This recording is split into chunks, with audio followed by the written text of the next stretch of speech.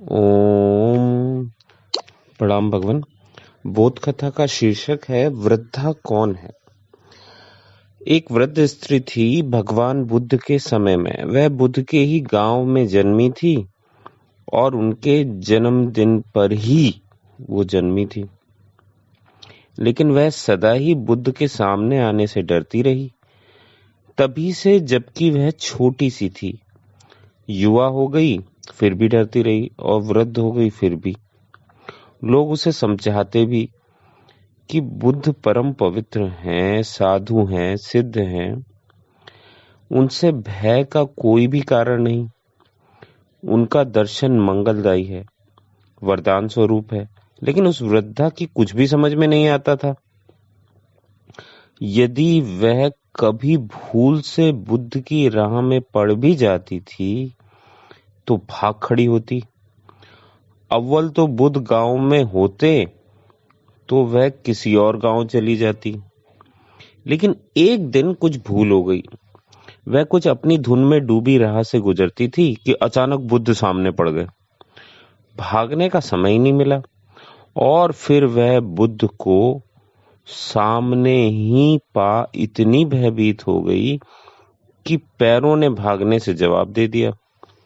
अब उसे तो लगा कि जैसे उसकी मृत्यु ही सामने आ गई है। भाग तो वह ना सकी, पर आंखें उसने जरूर बंद कर ली। पर यह क्या, बंद आंखों में भी बुद्ध दिखाई पड़ रहे हैं और गैरिक वस्त्रों में स्वर्ण सा दीप्त उनका चेहरा सामने है। फिर उसने दोनों हाथों से अपनी आंखें ढांप ली, पर आश्चर्यों का आश्चर्य उस क्षण घटित होने लगा। जितनी ही करती है वह बंद आंखों को, बुद्ध उतने ही भीतर आ गए मालूम होते हैं। बुद्ध उतने ही सुस्पष्ट होते चले जाते हैं। आह, जितना ही ढकती है वह आंखों को, बुद्ध उतने ही भीतर आ गए मालूम होते हैं। नहीं, अब कोई बचाव नहीं है। मृत्यु तो निश्चित है। और इस प्रतीति के साथ ही वृद्धा खो जाती है और बुद्ध ही शेष रह जाते हैं। और इस प्रतीति के साथ ही वृद्धा खो जाती है और बुद्ध ही शेष रह जाते हैं। और महात्मा लोग सदियों से पूछते रहे हैं कि बताएं वह वृद्धा कौन है, बताएं वह वृद्धा कौन है। तो बोध कथा कहती है, बुद्ध भी तुम हो और वृद्धा भी। तभी तो दोनों एक साथ एक ही गांव में एक ही दिन पैदा हुए हो सके। तभी तो वृद्धा डरती रही बुद्ध को देखने से, क्योंकि देखने का अर्थ है मृत्यु है। तुम्हारे भीतर एक तत्व है, बोध कथा कहती है, तुम्हारे भीतर एक तत्व है जो मरण धर्मा है। अगर वह अमृत को देख ले तो लीन हो जाएगा। वह डरेगा, वह अमृत को देखने से भयभीत होगा। तुम्हारे भीतर एक तत्व है जो बुद्ध को देख ले तो खोने के अतिरिक्त कोई मार्ग ना बचेगा। जैसे नदी सागर के करीब पहुंच जाए तो क्या करे, फिर गिरने के सिवाय कोई उपाय नहीं है। गंगा को गंगोत्री तक लौटने का कोई उपाय नहीं है। सागर सामने अगर आ जाए तो गिरना ही पड़ेगा।